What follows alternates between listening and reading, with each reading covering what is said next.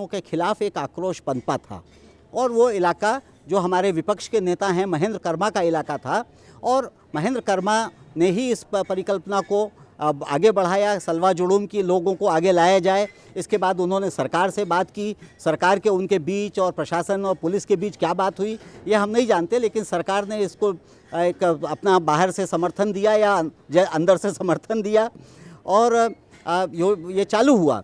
लेकिन मुझे लगता है कि बहुत जल्दी 1-2 महीने के भीतर सरकार भी इसका श्रेय लेने के लिए आगे आ गई, पुलिस इसका श्रेय लेने लगी, महेंद्र कर्मा इसका श्रेय लेने आगे आ गए और इसका विस्तार उन्होंने बिना अपनी शक्ति और बिना अपनी सीमाओं को पहचाने उन इलाकों में भी कर दिया जहां पर कि वो कुछ कर नहीं सकते थे। In the beginning, when this Jan Jagran was started by people close to BJP and they had attacked Naxals for the first time, he had actually gone to pacify them and he was not in favor of that. But when it grew in size and he saw that a political campaign can be made out of it, he agreed to lead it. And it suited everybody. It suited BJP because it did not want to be credited for running Salva Judum. I don't think that he was the one who started Salva Judum. It was an operation that was planned by the central and state governments, and he was merely the public face of it, and then became very actively involved in it. But it wasn't his idea alone. It was a planned counter-insurgency campaign. Funds पूरे सरकार के हैं, state government से funds है, central government से funds है, and in fact as citizens we need to know from where exactly this funds are coming, under what budget heads this kind of massive funding is happening. कहीं किसी बहाने से आदिवासी की जिंदगी पर हमला हो रहा है, उसके एग्जिस्टेंस, उसके अस्तित्व पर हमला हो रहा है, और मुझे कोई बहुत बड़ा आश्चर्य नहीं होगा अगर बहुत बड़ा नरसंहार करके हम इन गरीब लोगों को किसी बहाने से मार डालें और इनके सारे संसाधनों पर हमला कर दें। सलवा जुड़ुम उसी तरह की एक कोशिश है।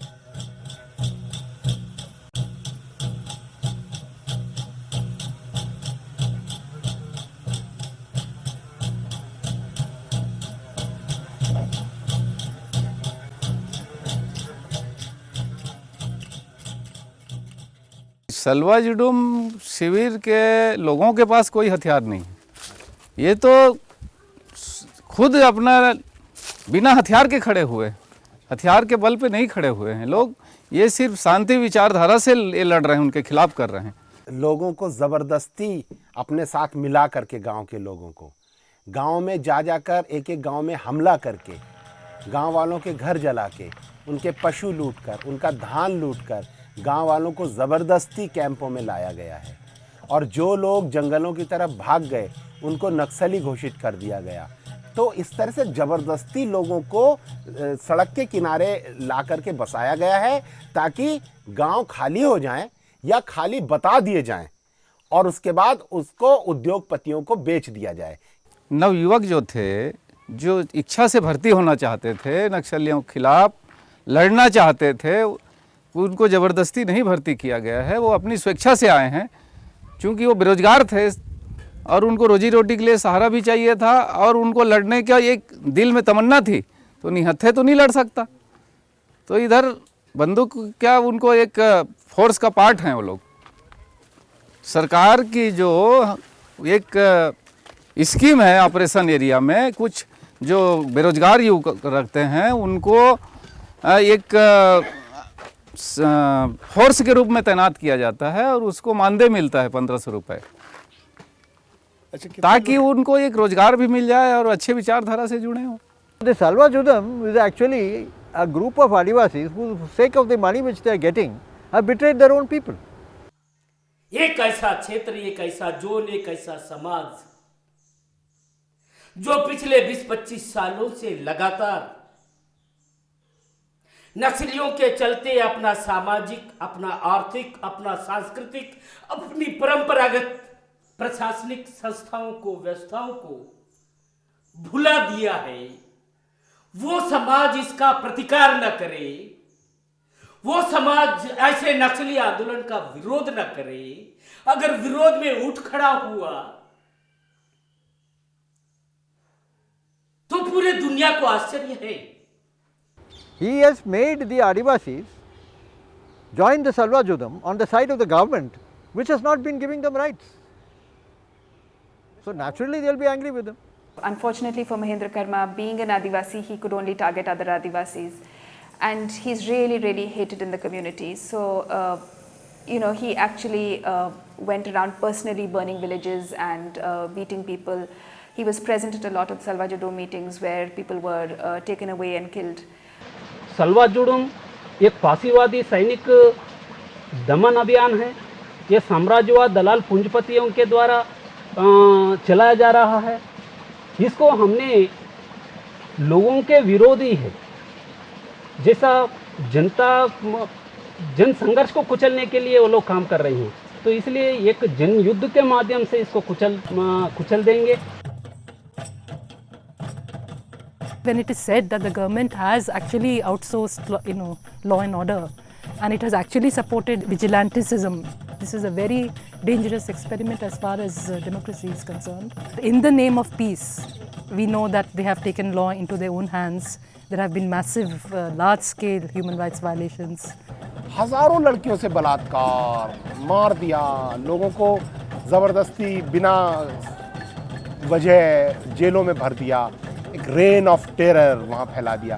और जहां पे हजारों लोग जब जंगल में पदयात्राएं करते हैं, उनकी सुरक्षा की जिम्मेदारी, नैतिक जिम्मेदारी इस सरकार की है, पुलिस प्रशासन की है।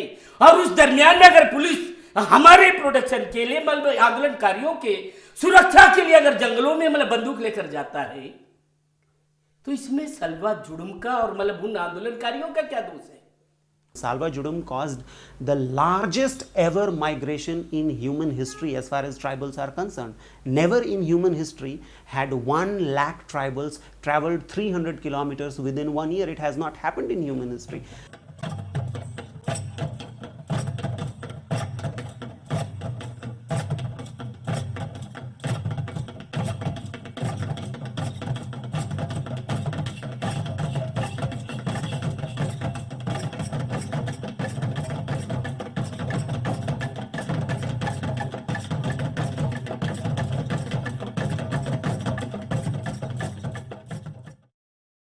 नो, क्या बुरा करता है?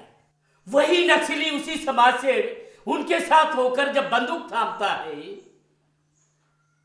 वो बहुत बड़ा क्रांतिकारी कहलाता है। एक वो नौजवान जो आंदोलन के साथ जुड़कर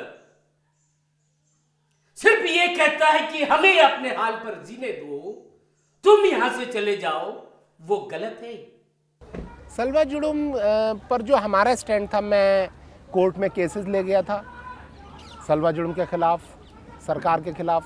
नंदिनी सुंदर सलवा जुडुम के खिलाफ सुप्रीम कोर्ट में केस लड़ रही थी। नंदिनी सुंदर हमारे साथ आती थी, हम नंदिनी सुंदर को बहुत सारा इन्फॉर्मेशन दे रहे थे सुप्रीम कोर्ट के लिए, और हम मीडिया में बोल रहे थे सलवा जुडुम के खिलाफ। तो महेंद्र कर्मा को वो सब मालूम था, इसलिए महेंद्र कर्मा को हमारा थोड़ा सा नाराज़गी तो थी। Well, both the central and the state government have done everything they can to ignore and scuttle this Supreme Court order. So rather than disbanding the SPOs, they simply renamed them the Chhattisgarh Armed Auxiliary Force. And the Act says quite clearly, with effect from the date of the Supreme Court judgment, they will all be considered armed auxiliary forces. They gave them more money and better guns, and in some cases also fake certificates to get around the Supreme Court's orders, saying that they were very badly educated and could not therefore do proper policing. I have some serious reservations on the Supreme Court judgment itself.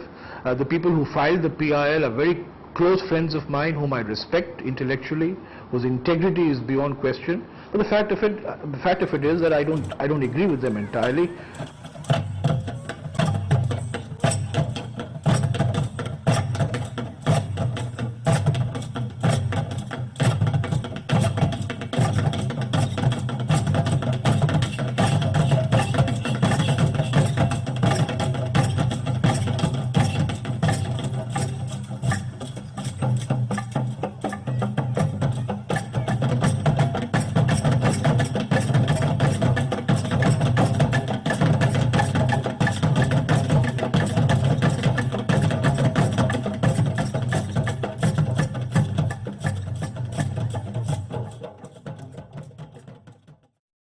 there is a total absence of governance in this area, total absence.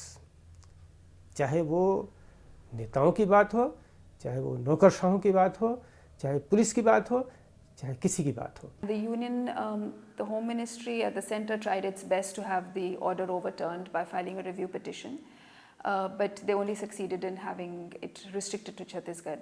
So really, when the government talks about democracy or the rule of law, its own track record on this is simply terrible. I spoke to Karmaji in April this year,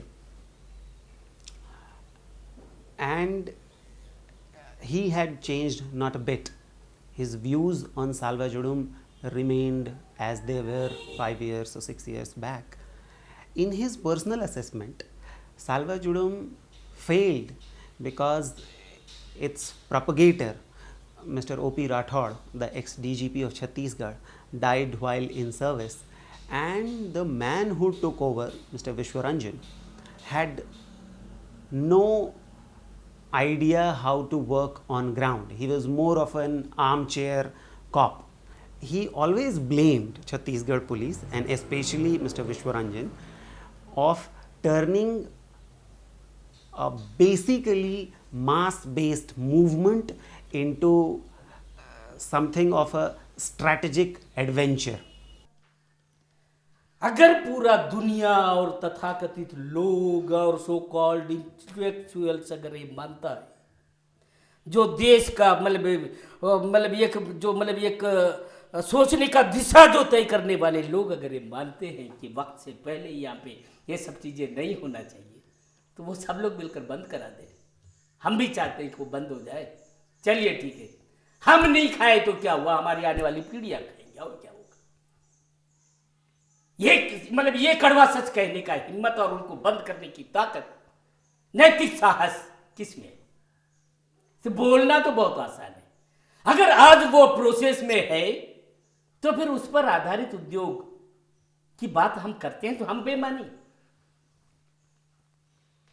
इतना बड़ा controversy तो नहीं होनी चाहिए. Okay, thanks.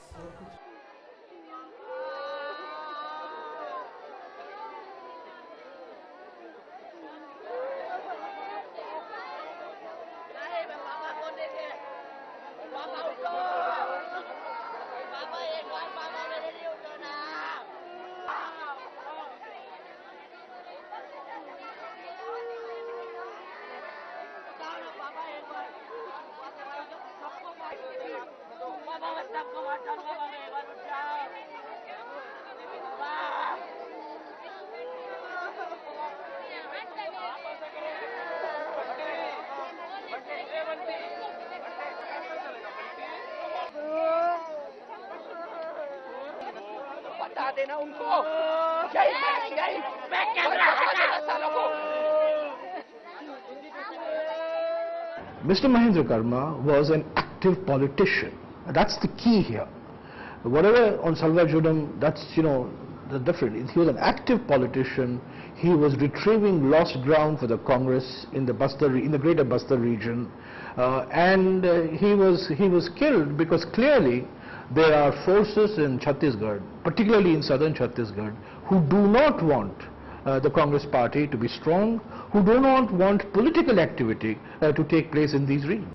Personally speaking, I don't see any connection with Karma's death to the future of left-wing extremism, because it's a fact that Mahendra Karma had become almost a non-entity in the politics of Chhattisgarh. No one took him very seriously. मैं चाहता था कि कानून अपना काम करे.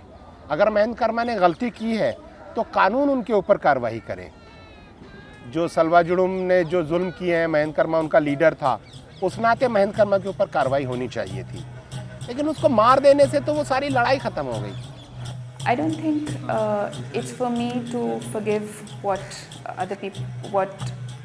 Mahendra Karma did to other people. I think it's for them to decide, the people who've been affected, what they felt, and they did whatever they wanted to do. Personally, that is not my path. I don't think that killing is any solution, and I think he should have been in jail. वैसे तो मुझे लगता है कि उनके बारे में mix comment ही रहेगा हिस्ट्री का, तो कि वो विवादास्पद रहे लेकिन बहुत लोकप्रिय भी रहे। तो महेंद्र कर्मा एक कंट्रोवर्शियल फेनोमेना तो रहेंगे।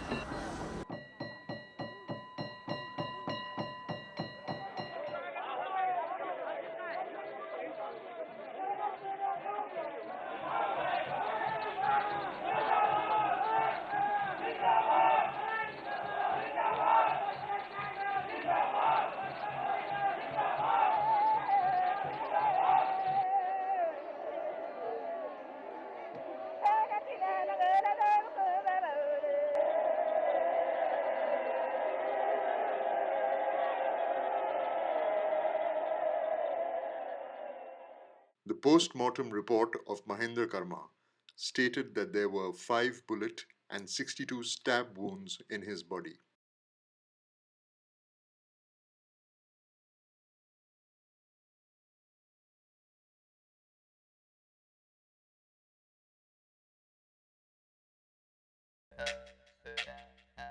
जीवा संगता